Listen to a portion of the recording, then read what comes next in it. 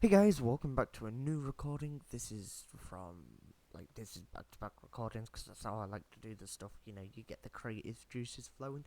Anyway, this time is what if Deku could use Ultra Instinct Part 1. Right, so this is another one of the OP series that I'm gonna kind of start up, and it's a series that isn't meant to last long, following canon anyway. It's just mainly there to see how overpowered I can make Deku in different ways. So, how OP was Deku from the start was following more canon traditions of power. This one will be completely throwing out canon out of the window. Well, mostly. Still following canon story for most part, anyway. So, if you like what you're watching or listening to, like and subscribe, give me tips below. Anyway, so let's get right into it. So, Deku's not born with Ultra Instinct. He's actually born, well, pretty much normal. Everything normal, nothing wrong with him, other than the fact he has some sort of astral connection to the dead world of Universe 7 of Dragon Ball Z. Why, you may ask? Well, you'll find out. Anyway, so, just to set the baseline of the story.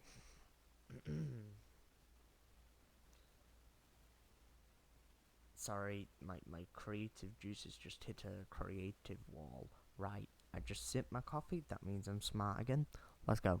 Right, so, Deku, he is just a normal boy. He starts off normal. He gets bullied by Catron. He just gets beat up and beat up. He's get tugged around. He wants to become a hero. All the usual stuff. Anyway, so he it starts off with him basically going like, "Oh, I want to become a hero." They're in the classroom. They're sat in the classroom like, "Hey, yeah, we're gonna have to take work attribute tests to see what you want to become." Haha, just kidding. Everyone throws the stuff in the air. We all know you want to become a hero. So back a go. I've heard you signed up to UA and Doria too. They all laugh at him. And Bakugo's like, "Shut up, you dumb B word." I don't know. I don't want to say it because I want this to be accessible to more audiences. But if you know what goes there, you know what goes there. Haha, you dumb. You think you're better than me? You're not, basically. Anyway, so Deku basically is picked out by Katran. Katran's like, "You might as well just take a swan dive, see whether you get a quirk in your next life." Deku's dead sad, so he takes a walk home, kind of out of it, and he gets attacked by a slime monster. He gets knocked out, as you know, but he gets saved by All Might. Anyway, so Deku has been knocked out. He's in a black area that doesn't feel real. He feels asleep but awake at the same time. And he wakes up to bright light, and then this guy with black spiky pointy hair and muscle body with orange martial arts looking outfit on him. It's Goku. Goku's like, "Hey, how you doing, kid? You seem to be pretty beat up there." Goku's like, "Where's the monster? Where's the monster?" And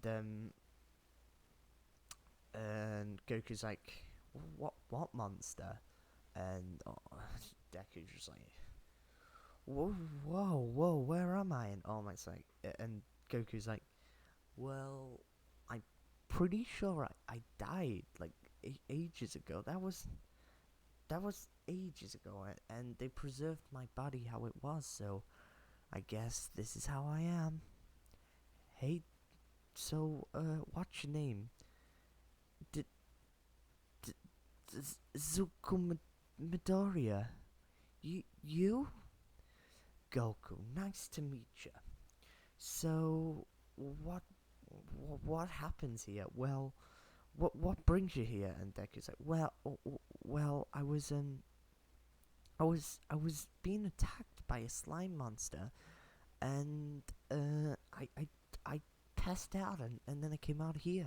I don't know where I am. And Goku's like, why didn't you beat that slime monster? In quite a more serious tone, because, of course, Goku right now thinking he's dead, though he doesn't recognize that he doesn't have a halo over his head, which is pretty weird. But that halo there represents why Deku isn't dead. But instead, he's using his astral connection quirk to connect to the dead, and Goku's, of course, sentient power, quite high power, so he's automatically connected to him. Just to set a timeline, since this is way after Super, Goku is dead. We don't know how he's dead, we just know he's dead. That's because he needs to be dead for it to really work. By it, I mean the next thing. Anyway, so where was I? I was somewhere about Goku's like, well, dude, I think you why didn't you beat him? And then Deku's like, I didn't have enough power. And then Goku's like, wait, do you want the power? And why? And then Deku goes, you know, the heartwarming music, and Deku's like, well, yes, I want the power so I can save people and do good, and I've always wanted to be a hero since I was younger, because there was this dude in my world called All Might, and he always went around saving as many people as he wants, and he just kind of persuaded me to become a hero, and since then, I've always wanted to become a hero, and I don't know why, but I hope you understand. And then Goku's like, wow, you've got some good admirations. Well, since I've got all the time in the world and you don't know where you are, I'm gonna train you. Wait, train me? But how could I get power? You're like god level. And Goku's like, well, there's this form called Ultra Instinct, and Deku's like, what? And then Goku's like, Ultra Instinct is a form anybody can use. Well, my master Roshi used it, and he's human, so I'm sure you can too. It's a form where you perfect martial arts. It's quite strong. It's the power of, well, angels. And Deku's like, angels? What? What are angels? They're like gods, aren't they? And Goku's like, well, no, not really. We do have gods, one that can destroy worlds, but the angels are like powerful, more powerful. It took a lot of time and strength to get up here, but I'm your mentor, and this kind of thing where you will absorb power from me. It's quirks of being dead, and it's also quirks of this weird form you're in. You seem to be absorbing my power and trying to replicate my replicate my power level, and you seem to be getting there, kind of, but I feel like you're gonna need pushed on a bit. So, astral connection, what it's done, it's kind of connected with Goku to the point that you can kind of tap into his power, but it's making it shut own, if that makes sense. It's kind of like sapping power from him, but he's not sapping power. It's matching up to his power, so because he's got an astral connection with Goku. This only will happen once, and this astral connection is to this Goku in a certain time. So he could meet up with Goku from, I don't know, Super, but basically he's got an astral connection which boosts up his power level. So right now he's a bit like Krillin. No, he's like Master Roshi level. And basically Goku and Deku, Goku has control around his surroundings due to him being dead. He's kind of been given, because of his heroic deeds, he's been given like kind of godly powers, but not quite godly powers. He's like, he can like control this dimension that he's in, so he could turn up the gravity. So what he does, he turns up the gravity to the point where Deku can barely stand, and then he says, I'm gonna use a tactic my old master showed me. Ah, Master Roshi, you were so good, but perverted. I only realised that now. What do they say? 2020's hindsight? Goku's a lot smarter now. He's got some sort of wisdom from dying. Anyway, he's like, all you gotta do is run. And Deku's like, run? That should be easy. And then he tries to stand up. He realizes the gravity around the area is really strong and hard to stand up. So he's pretty confused, pretty screwed. And but after about 5 minutes, he starts to get used to the gravity. He's also basically copying Deku's power level, which means he's constantly rising at a high rate. He's not matching it; he's just rising it, and then I'm actually gonna do time skip because I don't quite know how the Ultra Instinct training would do. It would just do everything that happened in Super. So Deku, he has about the base strength of One for All now, but it's not quite the same wind pressure, if that makes sense. So he won't be able to change the weather from a punch, but he can like basically punch as hard as One for All can, but it's a bit more contained power, if that makes sense. So it's a bit more like, it's like more trained power. So like it's more like One for All was a sloppy punch, and Deku's punch is a boxing punch. Okay. On top of that, because of this astral connection, and he actually spent 12 months in this astral realm together, he picked up, so he's now 5% Saiyan, which means, no, 25% Saiyan, which means he can go Super Saiyan. Wait, no. He's now 50% Saiyan, yeah. He's 50% Saiyan, which means he can go Super Saiyan yet, but he doesn't know that. He doesn't know that he's a Super Saiyan. Anyway, so he's unlocked the form Ultra Instinct, but he cannot use it. Like, he cannot, like, he can only use it when he really needs it. So basically, it's kind of like a failsafe, like it was for Deku, like it was for Goku, and he's not mastered it yet. Anyway, let me just take a sip.